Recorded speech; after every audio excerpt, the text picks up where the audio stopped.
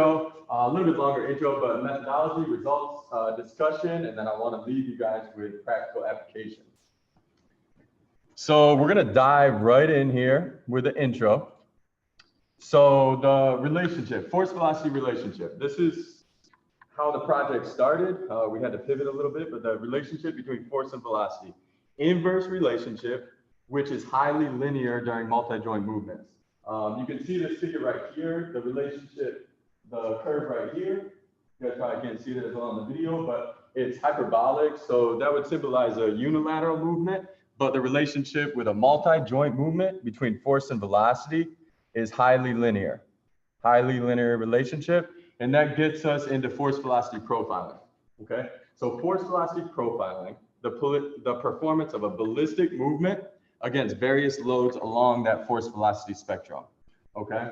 So what we do is, essentially what I mean by ballistic movement is you're trying to accelerate an object as fast as possible. Whether you're throwing something, it might be just your body doing a squat jump or a counter movement jump, but you're just trying to accelerate an object as fast as possible. So with force velocity profiling, you can go ahead and plot each load along that force velocity spectrum. You have a corresponding force and a corresponding velocity. And then using least squares regression, you can get a few different variables for force velocity profiling. We're not going to go into all the variables. I'll tell you why in a minute, but the main variables are slope. So you get the slope of the line. You can extrapolate here to the y-intercept to get the theoretical max force. And you can extrapolate to the x-intercept to get the theoretical max velocity. Okay, so that's force velocity profiling. So force velocity profiling methods have been created, simple methods have been created for jumping and sprinting. And remember, keep everything in mind of sports performance mindset when we're talking about this, okay? So force velocity profiling methods have been created for jumping, sprinting, as well as some other movements such as the bench press throw, prone bench pull, which fingers crossed Justine's going to be utilizing here in maybe a couple months. Do you need something, Dr. Chris? All right. So force velocity profiling, but wait, we're not going to go through every single sport on this list, but what do all these sports have in common? I'm going to focus on baseball, softball, boxing, mixed martial arts. I'll give you a hint for time purposes. There's a huge rotational component. So do we have any type of rotational force velocity profiling method? So we're going to think about that. How about rotational force velocity profiling? The answer is yes. There's been one study, a thesis done in 2018. This was in high-level golfers, and they utilized golf-specific tests. So 3 different rotational tests, full body, thorax, and pelvis rotational tests. And they use this machine called the 1080 Quantum, which is basically an engine system that will give you force, give you velocity, give you power, peak and mean power at each different load. So it's a pretty fancy machine. These researchers did find that the full body rotational test, so only the full body, had acceptable retest reliability. So easy, right? Why don't we use the 1080 Quantum and we look at other sports, other athletes, other sport-specific movements? Well, not so fast, my friend. 1080 Quantum, there you can see a price tag right there. Over 29,000 on one of these sites that I was looking at. Yeah, well, I did. I thought Dr. Kuna and I agreed that we were going to take some of Nick Clark's stipend and we were going to be able to buy 1 or 2. But unfortunately, I guess that fell through. So, but think about, what about force velocity profiling with other rotational assessments? Okay, so some other rotational assessments, some of these are more common than others, but these are some of the rotational assessments in the literature. So we have cable rotations, which would be a common cable stack that you might see in a gym in the WRC, where you can adjust the load. Maybe you can adjust the arm, the angle of the arm. So that's cable rotations. Rotationally based machines you might have seen in like the rec center or any pretty much commercial gym where you're sitting down and your knees are basically swiveling back and forth. Ring-shaped force platform and the trunk strength tester with a strain gauge. Those were, to my knowledge, only utilized in one study. They were actually created for that study. So they might have some potential there, but they're not mass produced.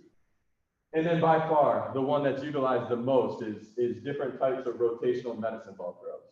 Okay, so can we do force velocity profiling with any of these methods? Well, we can, but it's difficult to get a true assessment of our force, or, I mean, torque is the proper physics term, but we'll just call it rotational force for now. It's difficult to get a true assessment of force for various reasons, whether that's technology. Like I said, these two pieces of technology are just not mass produced. They're not available for commercial use to the best of my knowledge. 1080 quantum, we already talked about a price tag. I do remember this. I was trying to look at the email, Dr. Stout, with the strain gauge you sent me. I couldn't find it, but strain gauges, there are some that can measure force, but again, they're not as common. I couldn't even find it on Google, so that shows something that it's not as common right now. And then time as well. High-speed cameras, you can actually get the force. Sometimes they have two cameras angled in.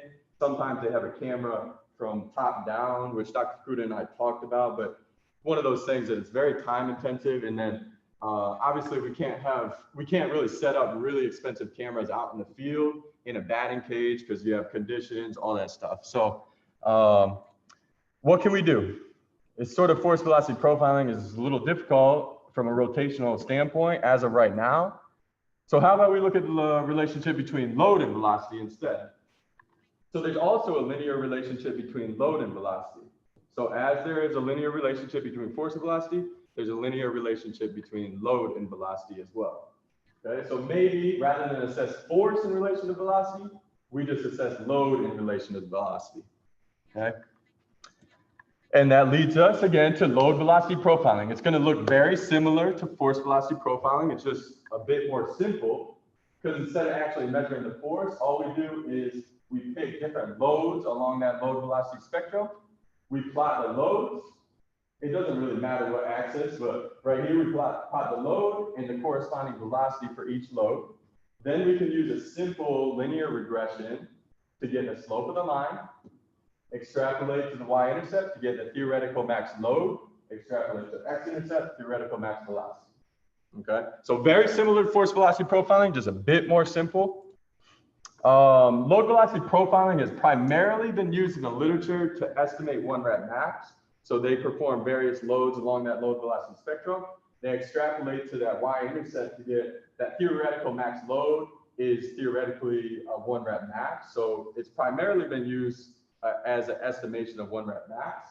But you can also use it as a simple assessment of an individual's velocity capabilities for various loads along that spectrum. All right, so back at the rotational assessments. Let's see if we can do load velocity profiling with these assessments. Well, we can. Some are going to be better than others. Cable rotations is not a bad idea with a strain gauge, but again, we couldn't get our hands on a strain gauge. And then all those cables, there's different models, there's different brands, even depending on the amount of pulleys. I mean, maybe you guys have experienced that where 40 pounds on one cable stack is a lot different than 40 pounds on another. So there's a lot of variation in load there. So we're going to cross that one off the list. Rotationally based machines. Again, we're looking at everything from a sports performance standpoint. Rotationally based machines are not, I mean, Red, you could correct me if I'm wrong, but these are not common within sports performance settings. Okay, I'm not saying there's not some kind of applicability there, but just for sports performance purposes, not common. The ring-shaped force platform and this chunk strength tester, again, there's a little utility. I mean, maybe Dr. Kuda can talk to the engineering department and they could make those a little bit more common, but for right now, they're just not commercially available. So we're gonna cross those two off the list, and that leads us with rotational medicine ball throw. Medicine balls are very common in almost any sports performance setting. You usually have different loads as well. They're not that expensive. So we're going to talk about this a bit more in the methodology, but rotational medicine ball throw load velocity profiling method. Long name, but essentially we're going to use different medicine balls along the load velocity spectrum.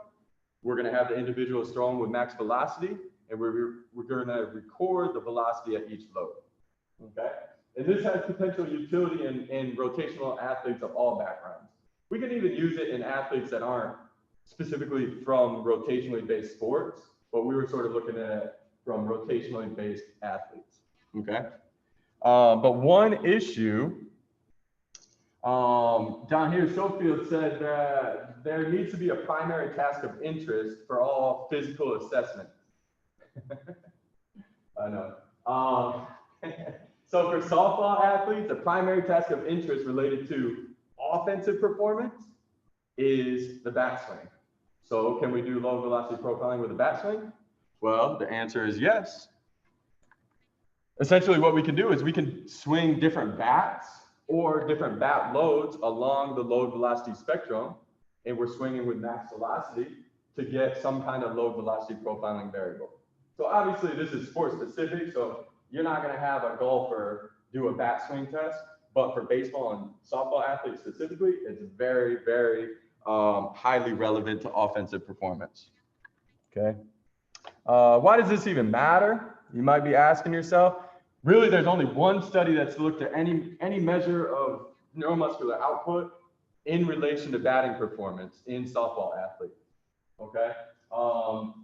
So I want to caveat there. There have been some studies, a decent amount of studies that have looked at neuromuscular output and bat velocity, but only one that's looked at batting performance. And that was, no, I don't have the reference on here. I'm talking about that later, but that was back in 1995.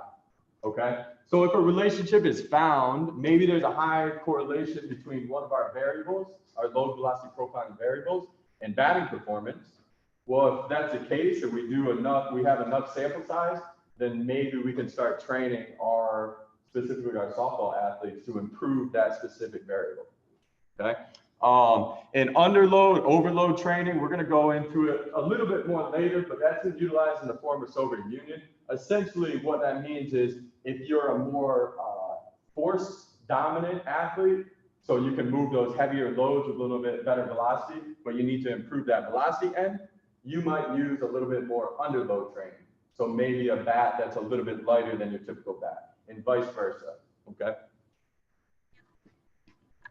All right, so that leads us to the purposes. Okay, two main purposes. We do have a sub-purpose, but determine the retest reliability of the bat swing method and the rotational medicine ball throw method. Okay, our sub-purpose down here to evaluate the level of agreement between the two load and the multiple load methods of load velocity profiling, which I'm going to talk about later on. So if you're not quite sure what that is, don't worry about it. Our second main purpose, establish the relationships between our load velocity profiling variables and in-game batting performance. Okay, and I put an asterisk down there on B. We're only going to look at the reliable variables. So if something was unreliable, we're not even going to see if it correlates with performance. Okay, so methodology. All right, so how I term this is analysis 1 was our retest reliability. Okay, analysis 2 was our correlational approach. So we use a repeated measures design to test the retest reliability of the bat swing and rotational medicine ball throw methods. And then analysis 2, we use the correlational approach between our reliable variables and, again, in-game batting performance. So here's a study design for analysis 1, the retest reliability. Here we see we did paperwork. Obviously, the only difference between testing sessions 1 and 2 was our body count. We came in, the athletes did a general warm-up, a specific warm-up. Then they did the bat swing method first, rotational medicine ball throw method second. The reason we did that is because the medicine balls were a little bit heavier load, so we didn't want any kind of potentiating effect there. So we kept that second. And I put an asterisk there as well because only the positional players did the bat swing method. I think that's pretty self-explanatory. The pitchers, we don't need them doing a reliability study for the swing because they don't swing in practice, they don't swing in games. Analysis 2, a little bit more simple. Paperwork again, we did body count and then we did a bat swing method. A little foreshadowing of which one was a little bit more reliable. So we only did one method there.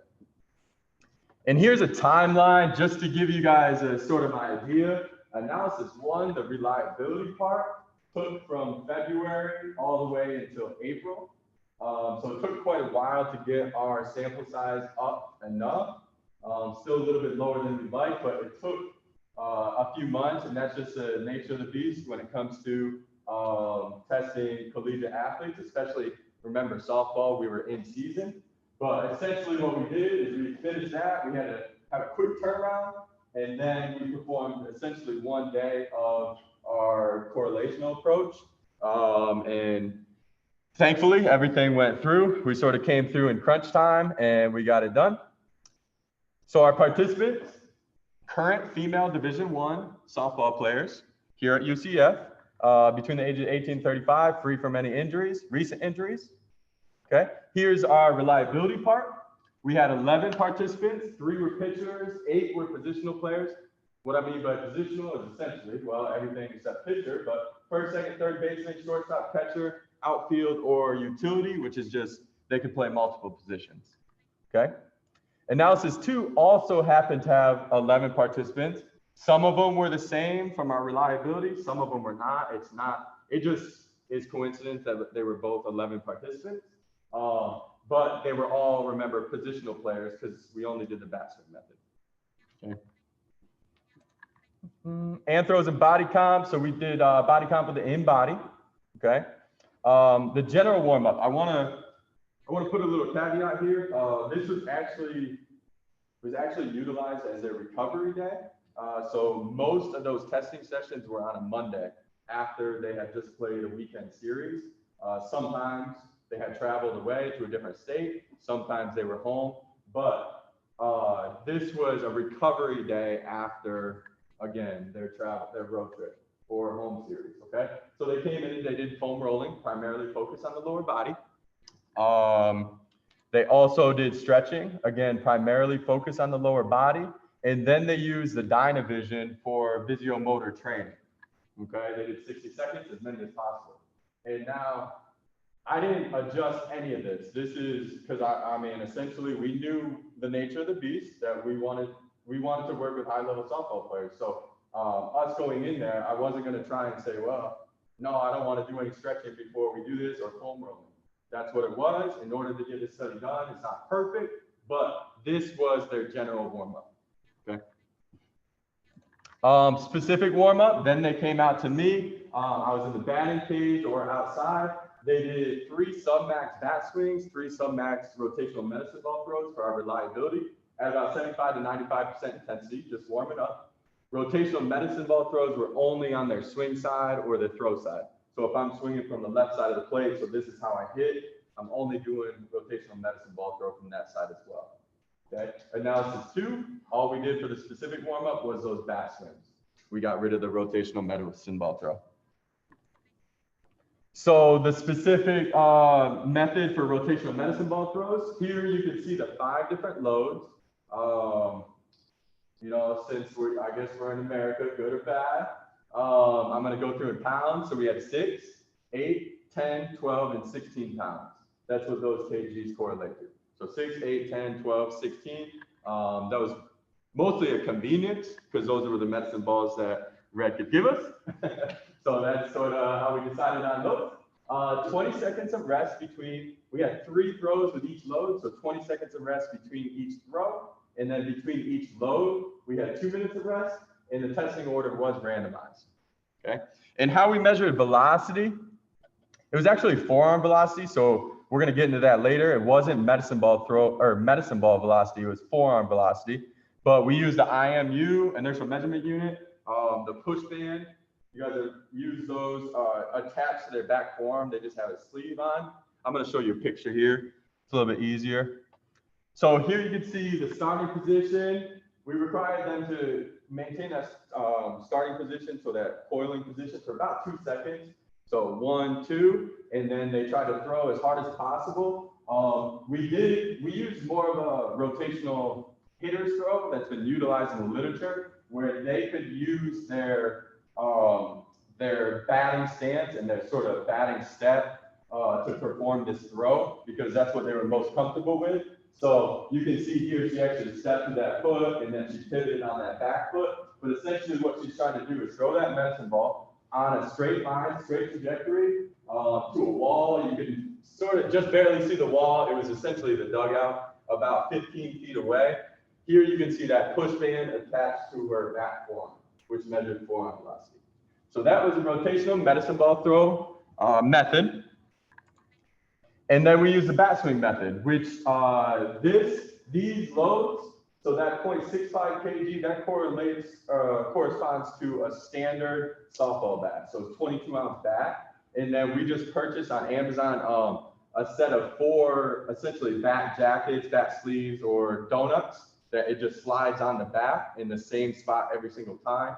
And the only difference with those is they're differently weighed. So essentially our bottom load was that standard bat, and then each additional load was just that donut on there, okay? Same thing, 20 seconds of rest between same load, 2 minutes between different loads, and randomized testing order. During this method, we actually measured velocity in 2 different ways. So we measured actual bat velocity with a swing sensor, which is essentially a tiny little thing, a little bit smaller than a quarter that goes on the knob of the bat. And it can measure many different things, but bat velocity was what we looked at with this, okay? And then we still kept that IMU on the forearm for bat swing as well. And here you can see a visualization of that. Sort of hard to see you can just barely see the knob of the bat in the lower hand. There's a little white, that's the swing sensor, the blast motion. If you can see there, right to the left of the little Nike logo, you can see the red little jacket. So there's red jacket, blue was next, orange, green, and then orange. So those bat jackets just slip on the end of the bat in the same spot, like I said. And then we set up the tee I said, set up the tee like you would a strike in the middle of the zone. And then all I did was I measured where that was so we can replicate that for the second bat. Okay, so I said, set it up, a strike in the middle of the zone. You're trying to hit a line drive back to the pitcher. Okay, so there you can see she swung, boom, there's the IMU collecting data, the blast motion collecting data, and she performs that swing. Again, 3 swings with each load. Okay. All right, so our dependent variables. So analysis 1 and 2, we looked at peak velocity and mean velocity at each load. So I gotta stop here real quick. So peak velocity is the peak instantaneous velocity as you're coming through either the throw or the swing. What we're terming mean velocity is not average velocity through the movement. What we're terming mean velocity was the average of the top 2. So essentially peak velocity, so we're doing 3 swings or 3 throws. Peak velocity was whatever swing was the highest. Mean velocity was we took the top 2 and then just averaged those 2 out. Okay, so that's what we mean by mean velocity at each load. And then again, theoretical load at 0 velocity, theoretical max velocity at 0 load, and the slope of the line. Those are our main load velocity profiling variables that we checked out. For analysis 2, we looked at in-game batting performance variables. So these were collected in season throughout a whole season, including NCAA tournament. So we had 61 games to look at. And these are our main offensive stats that we used. Okay, just the typical stats: batting average, doubles, triples, home runs, slugging percentage, etc. Okay. And analysis 2, so this is one thing, when we were going through the in-game batting performance, there was a large range. You can see there, the number of at-bats ranged from 12 all the way to 182. So it's good that we got a large range of ladies, but 12 at-bats is not really a lot throughout the season. So we also performed the analysis for our correlational approach with all 11 ladies, but then we use the inclusion criterion of over 45 at-bats. So that dropped us down to 9 subjects. Okay. So our stats, our reliability stats were a little bit more intensive. Okay. We looked at relative reliability using ICCs, slightly different ICCs depending on if we're looking at peak or mean velocity. But either way, we said acceptable was over 0.7. We looked at absolute reliability with coefficient of variation, and we said acceptable was less than 15%. We also did calculate standard error of measurement throughout, and you'll see those in the results section. And then we used looked at two-way ANOVAs to analyze the velocities across testing days. If there was a significant interaction, we looked at Bonferroni, and you can see interpreted as follows. Okay. And then finally, analysis 1 and 2, we looked at Pearson correlation coefficient. We wanted to look at, for the reliability study, we wanted to compare the multiple load method versus the two load method. And again, I'm going to talk about that in a second, so don't worry if you're not sure what that is. And then we looked at the relationship between load velocity profiling variables and their in-game batting performance. Okay, and you can see the interpretations right there. Significance, P less than or equal to 0.05, and we use JASP. We also used some custom Excel spreadsheets for the reliability as well. And the results, okay. So less words, more pictures. So the rotational medicine ball throw, remember, we only looked at one measurement of velocity, which is forearm velocity.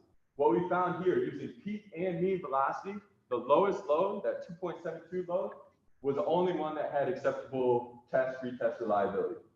Okay, so the only one. And the load velocity profiling variables, using both peak and mean velocity, none of them were reliable, had acceptable reliability. Okay, so that's a rotational medicine ball throw method. Our bat swing method with the same piece of technology, that IMU on the forearm, even less reliability. So mean velocity, remember the average of the top two, only one load. So the standard bat with the lightest bat jacket, that was the only one that provided acceptable retest reliability. Okay, so not looking too hot right now. Dr. Fukuda and I were sweating a little bit, I think. Load velocity profiling variables, also nothing was reliable. Now let's get the bat swing method with a swing sensor. This is where we're actually measuring bat velocity. Every single load using both peak and mean velocity was reliable. So at least we had something to work off of. Okay, we weren't hopeless here. Load velocity profiling variables using both peak and mean velocity. The theoretical max velocity was reliable. Okay, so bat swing method with a swing sensor, all loads were reliable, individual loads, and theoretical max velocity was reliable. All right, so finally, let me talk about this two load method. So essentially with load velocity profiling or force velocity profiling, the multiple load method is you use every single load to perform that regression to get your slope, your theoretical max load, your theoretical velocity. The two load method, essentially, you can use it different ways, but we use the most distinctive loads. So for the med ball, well, either way, we use the heaviest load and the lightest load. And then we calculated the regression line in our variables based on that. So that's what the two load method is, okay? And what we found, no significant differences between variables, our load, slope, or velocity, and all variables are highly related between day 1 and day 2. So high correlation between our two load model and our multiple load model. And just to caveat again, we only did this with our bat swing method with a swing sensor, because there's no real reason to do a correlational when you're looking at unreliable data in general. Okay, so we only calculated the two load model with the bat swing method with the swing sensor. And there you can see both peak and mean velocity, theoretical max velocity calculated using mean and peak velocity was acceptable reliability. Okay, so very similar to the multiple load method again. All right, so our performance correlations. Remember, we did have that the one load with the med ball that was reliable, but for convenience purposes, remember, I only had one day.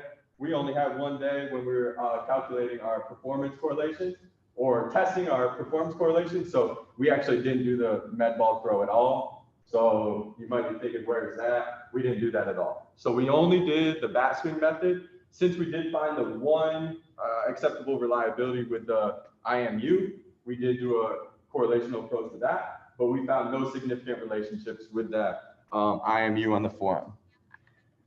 Now the bat swing method with a swing sensor, okay? So remember, we did a correlational approach with individual loads. So every single individual load was reliable. So we looked at correlational approach between individual loads and batting performance. And there we can see that 0.99 kg bat load. So the middle bat load had a significant relationship with slugging and on base plus slugging percentage, okay? And that was with all participants. And then over 45 at bats, no significant relationship.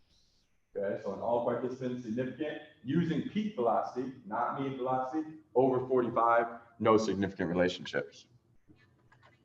And then here, the actual load velocity profiling variables. So remember, theoretical max velocity was reliable.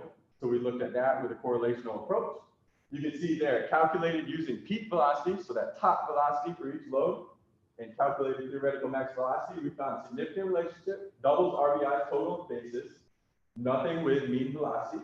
Over 45 at bats, we only found a significant relationship with doubles, but that relationship did bump up slightly, okay? Finally, the two load method, that was a multiple load method we just talked about. Two load method, we found similar results. So significant relationship with peak velocity and doubles, total bases. And then mean velocity, nothing. Over 45 at bats, nothing. Okay, so I know that was a lot. I had to do this for myself as well. So this is sort of a recap. Remember, significant relationship here. So no numbers here. 0.99 kg bat load and slugging percentage on base plus slugging. Okay. Multiple load, theoretical max velocity, doubles RBI total bases. Two load, theoretical max velocity, doubles total bases. Okay. That's in all participants. And then finally, in over 45, over 45 at bats, significant relationship between that multiple load and double. So you can see there, doubles popping up on almost every single one. Okay. All right, almost there. Discussion. Primary findings. So neither the rotational medicine ball throw or the backswing with the IMU provided acceptable reliability. Okay, that's our main finding, one of our main findings. And only that theoretical max velocity with the swing sensor during the bat swing provided acceptable reliability, even though all individual bat loads did provide acceptable reliability. Okay. A lot of words on that C. I'm just going to describe it real quick. No significant differences between multiple load method and the two load method with the bat swing with a swing sensor. Okay. And then our relationships between our load velocity profiling variables, our different loads that were reliable, and our batting performance, our relationships were limited. Okay. There were some relationships, but they were limited. All right. So how are we doing on time? 1:41, not bad. Okay. So what we looked at, we wanted to see if our velocities were even comparable. So our backswing velocities were comparable. You can see here they were faster than competitive fast pitch softball players. So these were just adult fast pitch softball players, so they were faster, sort of what we would expect. And they were also faster than other collegiate softball ladies that were using the same load bat, but a little bit longer. Okay. This study did not say what division those collegiate softball players were. But then our swing velocities were a bit slower than other D1 female softball players, both using the same bat. So we could compare the same length bat, so 32-inch bat, 22-ounce bat. Our velocities were a bit slower. And then also I wanted to compare our second heaviest load to one of the loads they use. So they use a standard bat with a donut that equated to 1.11 kg. And our velocities were still a bit slower than those. Okay, but they were very close to those Division I softball players. Some reasons, just we sort of hypothesized why there's some discrepancies. Differences in the bat brand and the weight distribution. Between brands, there's even the same ounce bat can be distributed differently. And then also even the same brand, you can choose bats that have the load closer to the handle, closer to the distal end of the bat. And that has been found to alter the kinematics of a swing. So even though we use the same length bat and the same weight bat, and our velocities were a bit slower, we don't know how that bat was loaded, okay? Differences in technology. If they're using 3D motion analysis or high-speed cameras, there's slight differences. The blast motion has been found to have a little bit measurement error, 6 plus or minus 2%. So there's just an inherent measurement error. We didn't use the gold standard, which would be 3D motion analysis, or high-speed cameras is really the gold analysis. So maybe there were just slight discrepancies because we used different technology. But overall, our bat swing velocities were similar. Forearm velocities. So this one was a little tougher to compare because there's really only been 2 studies that we found that measured forearm velocity at all during a bat swing. The first one you can see here, pro baseball players, and our forearm velocities were a bit slower, which you could expect, but though the researchers only presented the data in graphical form, so I had to estimate it. But either way, our velocities were a bit slower. Our collegiate softball players are not pro softball players, so we would expect velocity to be a bit slower. And then another study actually used one college baseball player. They used an overhead camera, but the units were in radians per second. So we don't, because when we're calculating rotational velocity, we need to know the radius from the axis. So we couldn't compare it all. But only 2 studies that have even looked at forearm velocity during bat swing, and they were both baseball players. When comparing our rotational medicine ball throws, so before I even go into that, this is the first study. I'm going to talk about this with our novelties. This was the first study that even looked at forearm velocity during a rotational medicine ball throw. So up here, these 2 studies, our velocities were slower because they were measuring the velocity of the med ball. And it makes a difference if you're measuring the forearm versus the med ball. The further away from the axis of rotation, the faster angular velocity it has to move to maintain the same linear velocity, okay? So we were measuring the forearm, they were measuring the med ball. So further away from the axis of rotation, we would think that would be faster, which it was, okay? So we'll talk about that a bit in a second. Now, sort of getting the meat and potatoes. When we're looking at the reliability of other rotational load velocity profiling studies, okay, we saw during a free weight squat jump, you can see the relative and absolute reliabilities were, well, some of them were acceptable with the relative reliability, absolute, some of them were pushing on borderline there, but they found no significant differences between the load velocity profiles between days. Okay, and these researchers also found that peak velocity resulted in better reliability than mean velocity. I'm not going to take you back to the results section, but we found the opposite. Mean velocity actually had higher reliability than peak velocity. Okay. Moving forward, during resisted and unresisted sprints, load velocity profiling variables. So their relative reliability sort of in the same realm, much higher absolute reliability with these sprints. And these researchers found individual sprint loads, most of them had acceptable reliability, okay? So again, some of them were borderline in that range of acceptable ICC values for both the free weight squat jump and resisted sprints. Now, this was a unique study that looked at front crawl swimming. And essentially what they did, they were in the water and they had a tethered resistance machine. So they did different loads. And these researchers found very high relative and absolute, well, high relative reliability, low absolute reliability. I don't know if I'm determining that right. They found very good reliability. They found low CV values, high ICC values, okay?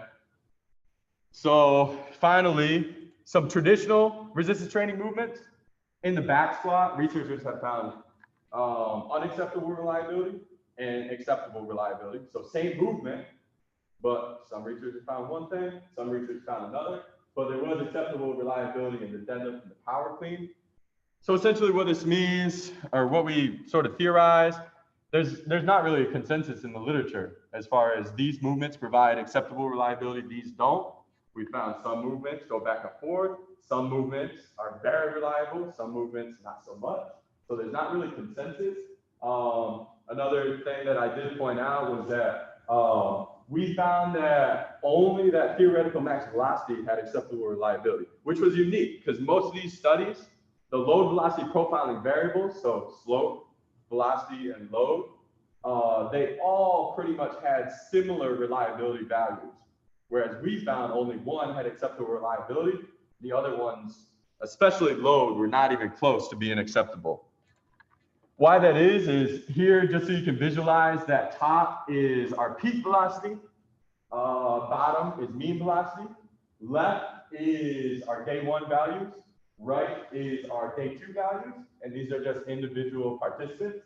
And there you can see, just if you're visualizing this, you can visualize the theoretical max load. So just take that y-intercept right there, go up, or I guess I'm a little bit shorter, so right here, boom.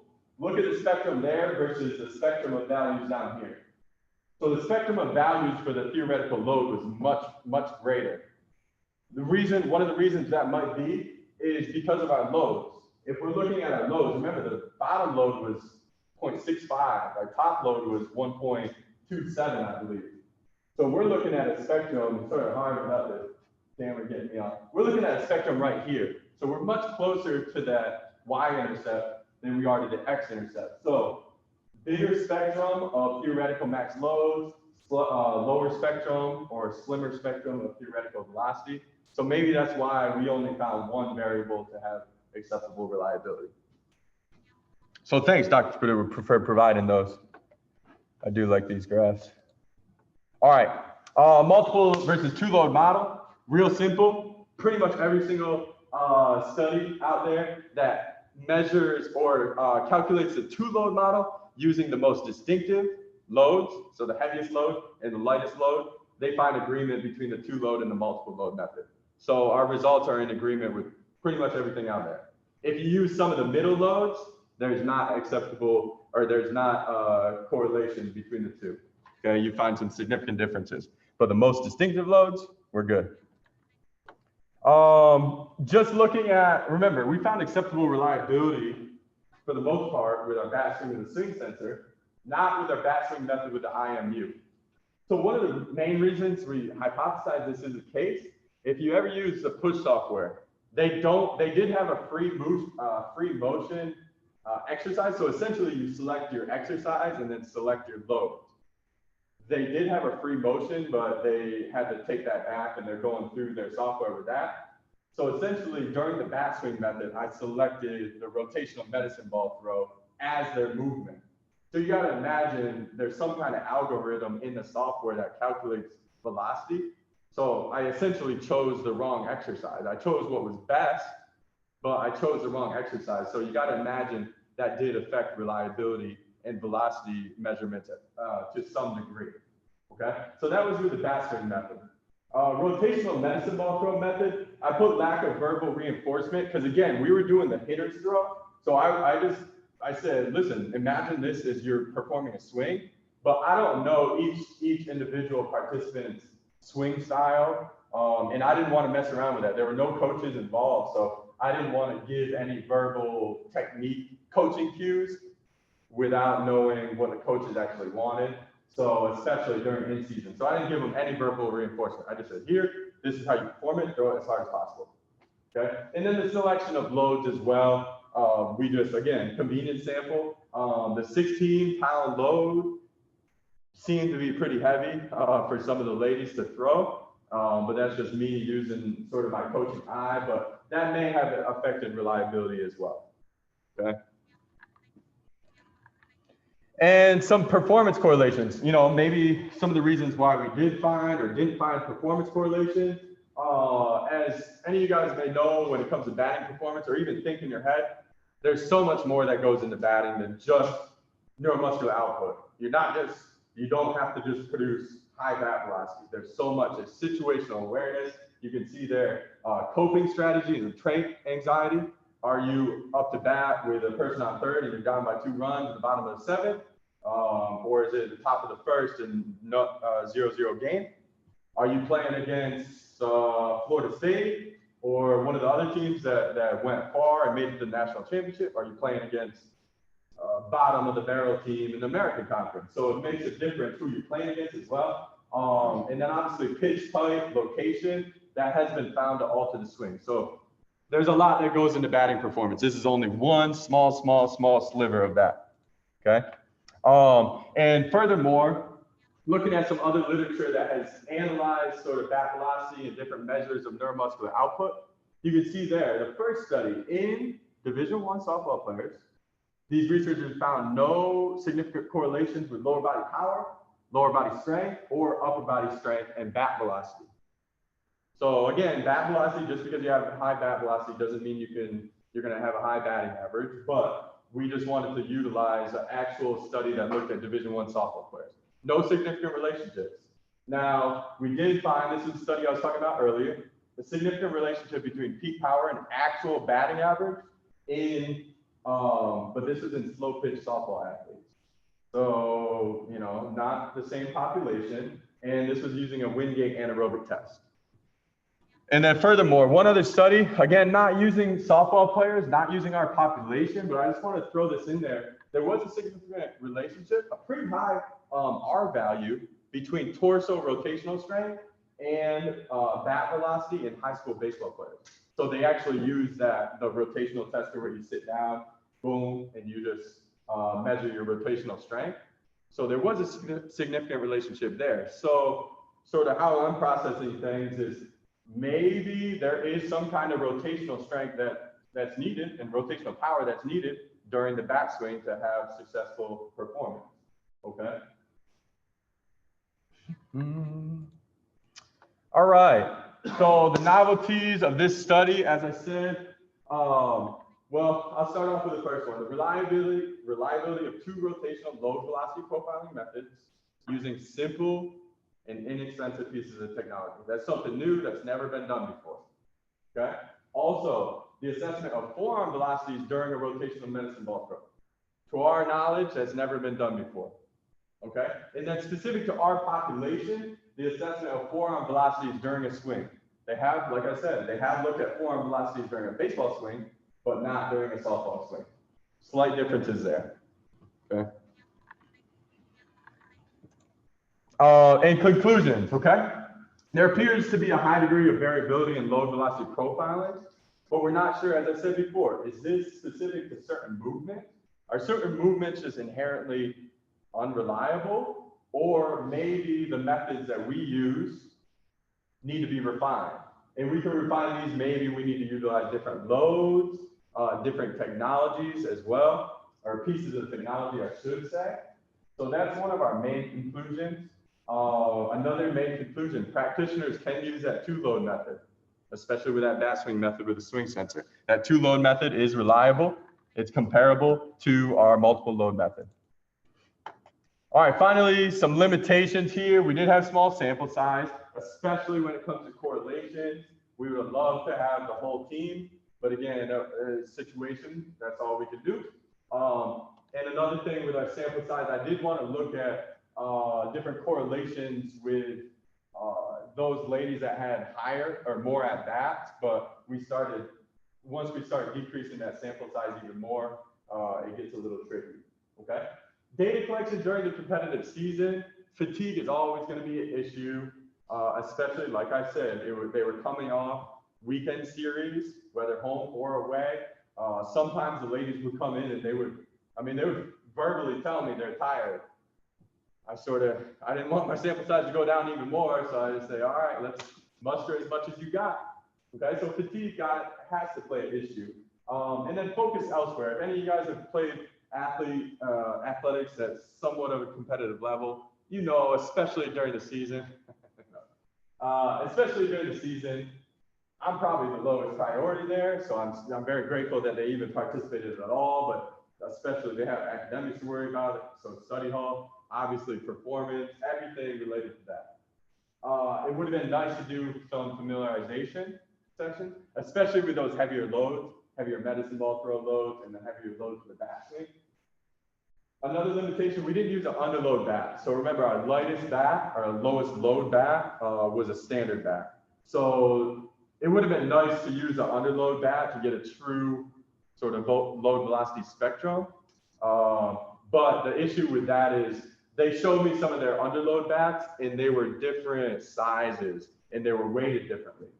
So we wanted to make sure that they were at least loaded the same way in the same spot, okay? Again, the push software, I already talked about that. I selected during the bat swing method, I selected the one that was best, not perfect. And then it would have been nice for the rotational medicine ball throw. Remember I said we didn't really have any research we could compare it to because they measured the actual velocity of the med ball, whereas we measured forearm velocity. So it's cool, it's novel, but it would have been nice to have a radar gun, especially when Dr. Kuda found one when we were cleaning out the lab that we could have used, but we weren't able to use that. Okay. Really? Oh my gosh. Did you guys actually use it? No. All right, so for future research, I would like future research to look at a bat swing, these same methods, bat swing and rotational medicine ball throw, in collegiate softball athletes, maybe during the off season. Again, when they're not so fatigued, they can focus a little bit more on the training aspect and a larger sample size. That would be nice. And then it would be nice to look at just in general, different load velocity profiling methods, rotational load velocity profiling in different athletes. Even if it's softball athletes at a different competitive level, you look at middle school, high school, college, maybe even some pros, different sexes. We were gonna compare baseball to softball. Again, didn't work out. Different sporting backgrounds. Unfortunately, the rotational medicine ball throw, we were hoping that was reliable so we could compare between track and field throwers, maybe tennis, golfers. But if rotational low velocity profiling method, they find one that's general to all athletes, then it would be nice to compare different sporting backgrounds. Practical applications. So Dr. Fruta got me thinking about this. What I would tell the coaching staff if they were here, and I am gonna produce some kind of report for them, but what I would say is there's some potential for some interesting correlations here. But you need to collect data, more longitudinal data. I don't know your approach, Red, but I'm pretty confident you're the same way. Before you start adjusting anything, you have to collect data for a long period of time to see maybe there's some general changes that happen in load velocity profiling from a daily or weekly standpoint. But collect data for a long period of time. I'm talking a year or 2 years before you try to adjust training based on those correlations, okay? But the simple thing is, the good thing about this, the two load method, all you have to do, they already do training with a standard bat. They already do the same thing we did with the tee, boom, whether it's in warm up or actual training with a standard bat. So all you have to do is throw on the blast motion sensor and throw on one additional load, and you can actually collect load velocity profiling pretty much on a daily basis. Okay, so that's what I would tell the coaching staff today if they were here. Oh, gotta move this. All right, I'm not gonna take up too much of you guys' time with the thank yous, but Dr. Kuda was talking about that earlier. I truly don't know who took a chance on me and ultimately decided to bring me in because I didn't know anyone and it wasn't any kind of secondary connection. I'm pretty sure I just reached out through email first. Next thing you know, I'm on campus. Next thing you know, Dr. Stout, you're calling me up, offering me the position. So if it's you, thank you. Whoever it was, thank you to you guys. Brad, I remember you, man. You're the first one I met. I was like, oh, there's actually people that are similar to me here. So maybe I could make this work. Nobody's similar to Brad. No, I've been, yeah. People have been telling me I'm red 0.5 this whole time. Yeah, I'm just trying to get 1.0. But no, whoever took a chance on me, thank you. Dr. Kuda, obviously all the time you've invested, the freedom to explore different topics has been huge. Obviously the freedom to do some outside things as well. Big thank you to you. The committee, I said, Red, you main reason I came here. Dr. Stout, you're the one that offered me, and obviously you were my advisor right off the bat. Dr. Byer, thank you. I remember meeting you when I came as well. And I realized how intelligent you were, and I realized how hard I was going to have to work. But thank you to you guys, my committee especially. Dr. Red, I remember talking to you, man, before the Sports Science Initiative was even a thing. And I was so excited about it. It gave me goosebumps, still giving me goosebumps. So keep doing your thing. Even having an opportunity to work with athletes is unbelievable. Exactly what I wanted. I know the coaching staff and the team is not here now, but the UCF softball ladies. A special thanks to Aaliyah. She's an athletic trainer. She's the one that I worked with every single week.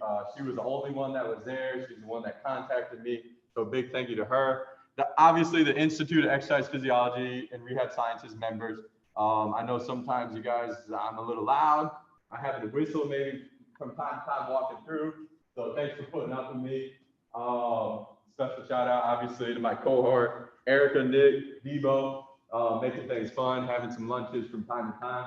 I got to thank BI Sports Performance. That's where I have been working. And again, Dr. Fruta gave me the freedom, and Blair Wagner giving me opportunity to combine basically my academic side and my practical side. And then obviously family and loved ones. Too many to thank. You know, mom, sister, Cheryl. I'm not going to go through the list, but thank you to you guys for supporting me the whole time. So, any questions? Oh, thanks, guys.